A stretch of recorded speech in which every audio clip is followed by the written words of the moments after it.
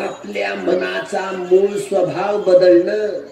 दूषित चित्तानं क्रांतिकारक बदल होत नाही. वेरेन वेरानी समंती ध कुदाचलन अवेरेनेच संमंती एस धम्मो सनंततो हेतु पच्चयो आरंभण पच्चयो अधिपती पच्चयो अनंतर पच्चयो समनंतर पच्चयो सहजात पच्चयो अन्य हे 24 कड्या आहेत. मला या कड्यांची उकल गोयंका गुरुजी जवळून कळतात. माझे गुरु देखील होते भिक्षू, तरी त्यांच्याकडून या कड्यांचा अर्थ समजणं लय कठीण झाला. तुम्ही ग्रंथात 10 वाचलं ना तरी नाही कळणार. जोपर्यंत ध्यानात परिपक्व असलेल्या व्यक्तींकडून हे समजावून घेणार नाही तोपर्यंत याची सद्धम्माची उकल 14 प्रकारे भगवंतांनी केली. ही जर करता आली नाही तर सद्धम्माचा प्रचार आणि प्रसार करणं खूप दुर्लभ, खूप कठीण काम आहे. म्हणून लोकसभेमध्ये परिवर्तन आलं. पाहता पाहता तो ओवेशी म्हणता ओवेशी असं म्हणतात, हे तेरे जैसे 56 देखेरे म्हणतात. त्याला काय मी सांगायला गेलो का? ओवेशीला मी सांगायला गेलो असं म्हणून कोण माणूस म्हणते? जो भीमा कोरेगावामध्ये गरजला असेल. एका सैनिकांनी पेशव्यांचे 56 मुर्दे पाळले एका महासैनिकांनी 1 जानेवारी 1818ला. म्हणून तुमच्यामध्ये बाचाबाची झाली, हे लगा तुझ्यासारखे 56 पाहिले. आता त्याला काही मी सांगायला गेलो का ओवेशीला तेरे जैसे 56 देखे म्हणून? तो म्हणतो. तो आमच्या रक्ताचा पूर्वीचा नातेवाईक असला पाहिजे की नाही? असलाच पाहिजे, तेव्हा तर तो म्हणतो. नाहीतर आपोआप असं कसं होतं? आपोआप झाडाचं एक वाळलं पाणी खाली पडत नाही. काही कारण असतातच. त्याच्यामुळं आमच्या वंशाचा माणूस आहे तो. या देशात या ब्राह्मणवादाच्या या विकृतीमुळे लोकांना धर्मांतर करावी लागली. या देशातले मुस्लिम असोत की ख्रिश्चन असोत ते आपल्याच रक्ताची माणसं होते. भयाच्या पोटी धर्मांतर करावी लागली, सुरक्षेच्या पोटी. म्हणून हा संपूर्ण ब्राह्मणेतर समाज एकेकाचा भगवान बुद्धांच्या धम्म संस्कृतीचं रक्षण करणारा होता. हा एकीकडे भगवान बुद्धांच्या धम्म संस्कृतीचा वारसदार होता. कुणबी, तेली, कोळी, माळी, लोहार, सुतार सगळ्या जाती उपजातींचे लोक. ज्या दिवशी 25 डिसेंबरला 1954 साली भगवान बुद्धांच्या मूर्तीची प्रतिष्ठापना करताना बाबासाहेब बोलले होते देहू रोडला, त्या सारा ब्राह्मणेतर समाज हा बुद्धिस्ट होता. 100% महाराष्ट्र बुद्धिस्ट होता. याचं प्रमाण देताना 2000 लेणे या संबंध देशामध्ये आहेत आणि एकट्या महाराष्ट्रात 1500 लेणे आहेत. याचा अर्थ काय आहे की 100% महाराष्ट्र बुद्धिस्ट होता. गुलामांना त्याच्या गुलामीची जाणीव करून द्या म्हणजे ते बंड करून ठेव. पुष्यमित्र शुंगांनी या साकेत नगरीचं नाव बदलून अयोध्या नाव हे पुष्यमित्र शुंगांनी ठेवलं. हा राम काल्पनिक राम तुमच्या आमच्या माथी ब्राह्मणांनी मारला. राम रावण झालाच नाही हो. आम्हाला सांगितलं ब्राह्मणांनी लंकेचा रावण. मी लंकेत गेलो, सारी लंका धुंडाळून आलो, पण रावणाचा हातापता समजलं. तो सेतू म्हणतात ना, ते निसर्ग ज्यावेळेला निर्माण झालं, पृथ्वी ज्यावेळेला थंडी झाली ना त्यावेळेला पासून तिथे कोणी दगडावर राम लिहायला गेला नाही आणि तो दगड काही त्या पाण्यावर तरंगला नाही. पण बामणाचं सांगणं आणि तुमचं आमचं ऐकणं, मनुस्मृती सुमती भार्गवांकडून लिहून हा कायदा होता जाती व्यवस्थेचा. हे आमच्या मातृशक्ती, ही आमची माधवराव पेशव्याची पत्नी, धर्मपत्नी, तिचंही नाव रमाबाई होतं. तिला जिवंतपणे त्याच्या सरणावर, जे सरण होतं चंदनाच्या लाकडानं जाळत होते, जिवंतपणे माधवराव पेशव्यांच्या पत्नीला, धर्मपत्नीला रमाबाईला जिवंत जाळून टाकलं. तुम्ही आम्ही आता जाळलं असतं तर केस नसती केली का? केस केली नसती. तेव्हा या संपूर्ण ही जी मनुस्मृती, एक ब्राह्मण आमची तरुण भगिनी असली, तिचं लग्न झालं, नवरा मेला, केशवेपणाची चाल होती ना, तिला मुंडन करून आयुष्य तसंच घालवावं लागायचं. या मनुस्मृतीनं दुसरं लग्न करण्याचा अधिकार आमच्या मातृशक्तींना नाकारला होता. वारसा हक्काही नाकारला होता. म्हणून हिंदू कोड बिल बाबासाहेबांनी संसदेत मांडलं. तर काँग्रेसवाल्यांनी महिला मंडळाचा मोर्चा घेऊन आले होते बाबासाहेबांच्या अलीपूरच्या बंगल्यावर. बाबासाहेब असे हात ठेवून अरे अरे म्हणे, कोण काय? ज्यावेळेला ते मंडळ बसलं महिलांचं, तुम्हाला काही हिंदू कोड मी समजलं का म्हणे? नाही समजलं. तुम्ही जिंदाबाद मुर्दाबाद म्हणून कसं काय म्हणत आलं? अरे तुम्हाला तुमच्या हिताचे काम आहे. दुसरं लग्न करण्याचा अधिकार, वारसा हक्क मिळवण्याचा अधिकार, हिंदू स्त्रियांना अधिकाराची जळण आहे, जळण घडण रचण्यासाठी तुमचा उत्कर्षासाठी बिल मांडलाय आणि माझ्या विरुद्धात. किती अज्ञान, एवढं अज्ञान. मनुस्मृती हा ग्रंथ शूद्राती शूद्रांचा उपमर्द करणारा आहे.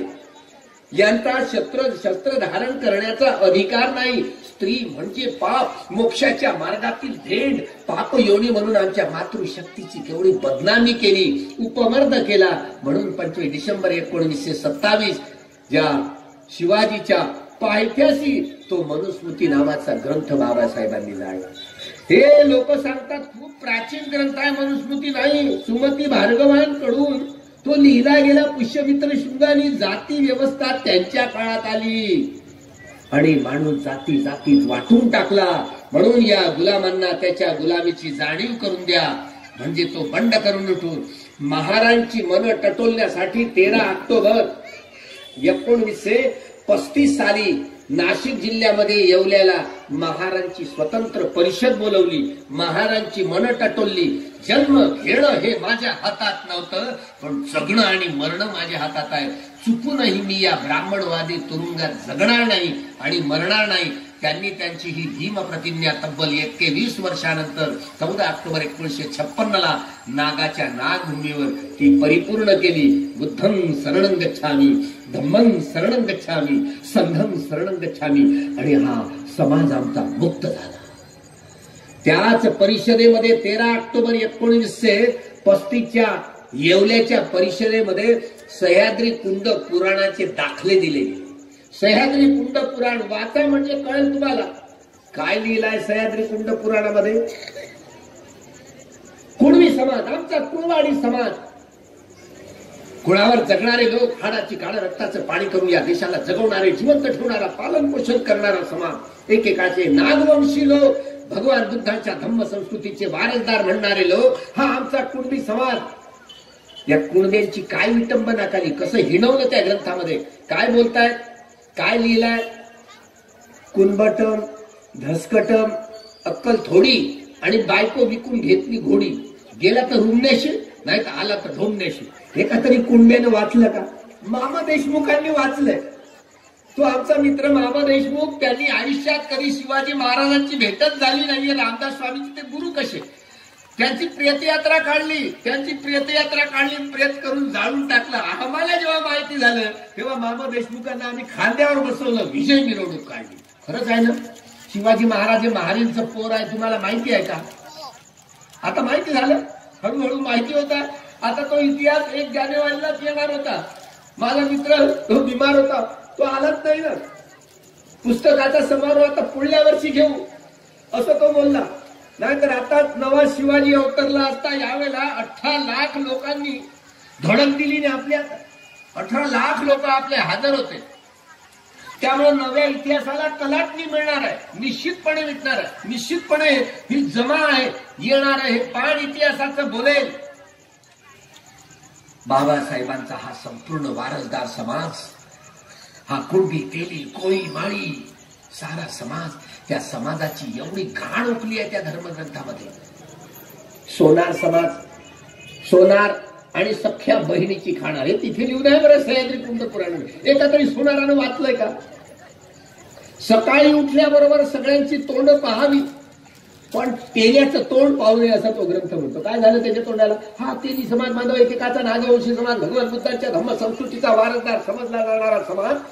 सकाळी उठल्याबरोबर, आजही मोहन भागवत आमचे मामा आहेत ना, नरेंद्र मोदी तर सकाळी उठल्याबरोबर तोंड पाहत नाही, कारण तो आहे तेली.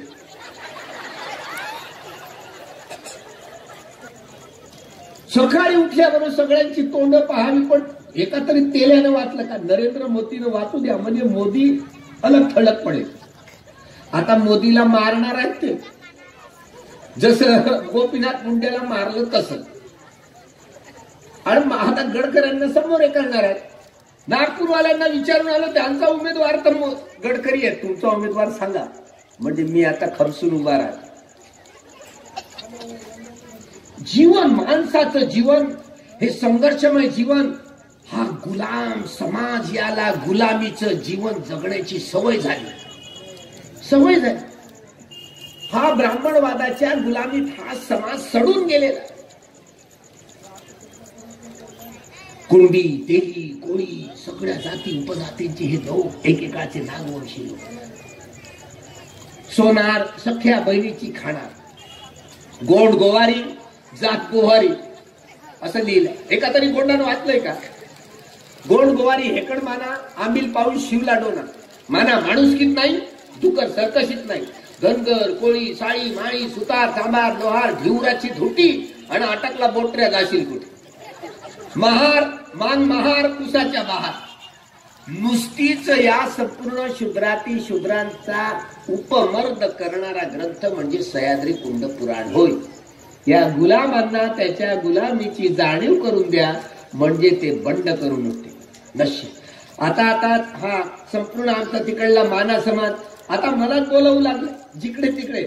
आता माझीच मागणी आहे भिक्षू म्हणून.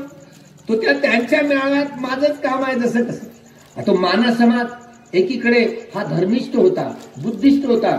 त्या वैरागडचे उल्लेख, त्यांच्या आडनावाचे उल्लेख, त्यांचे हे संपूर्ण दाखले मी हळूहळू दिले. अरे विस्मरण झालं रे, तुम्ही बुद्धिस्ट होता. ते त्यांचा राजा होता, ती माणक्या देवी, त्यांनाच मुक्ताई कोण होतं हे काय मान्याला माहिती नव्हतं. म्हणते तुम्ही काय आमच्या समाजाचे होते? अरे आपण एकच होतो बाबा. पण हा सारा समाज जाती जाती बरबटून गेला, अलग थलग झाला. मनुष्य समाजाची हानी झाली, ग्लानी झाली, अधपतन झालं. या अधपतन झालेल्या समाजाला जोडायचं असेल तर त्या जोडण्याचं औषध म्हणजे आता केवळ बाबासाहेब आंबेडकरांनी दिलेला हा सद्धम्म होय. या सद्धम्मानं तुटलेल्या माणसांची मनं जोडू लागतील. त्यामुळं पंढरपूरचं हे जुनी जेवढे भिक्षू संघाच्या हत्या केल्यानंतर जेवढे जुनं 84,000 चैत्य होते, स्तूप होते, पंढरपूरचं हे देखील मंदिर बुद्ध विहार आहे हे मी सिद्ध करून दाखवेल असं बाबासाहेब बोलले होते. प्रत्येक खांबावर ना पिल्लरवर हे धम्मचक्र आहे पंढरपूरच्या मंदिरात. यावेळेला आम्ही 4,000 लोक घेराव केला होता पंढरपूरला. आषाढी बुद्धं शरणं गच्छामि धम्मं शरणं गच्छामि हे टाळ आमचे वारकरी मित्र. अरे हे पण यात्रा घेऊन आले काय? आमचाच बुद्ध म्हणू लागले. आमचाच बुद्ध नाही, ज्ञानोबा राया, निवृत्तीनाथ. ज्ञानोबा रायाचे वडील बंधू निवृत्तीनाथ. मी जातो पंढरपुरे धम्मनगरे बुद्ध दर्शनाशी. पांडुरंग पांडुरंग पांडुरंग विठ्ठल विठ्ठल विठ्ठल विठ्ठल पुंडरीक वरदे हरी विठ्ठल असा म्हणणार.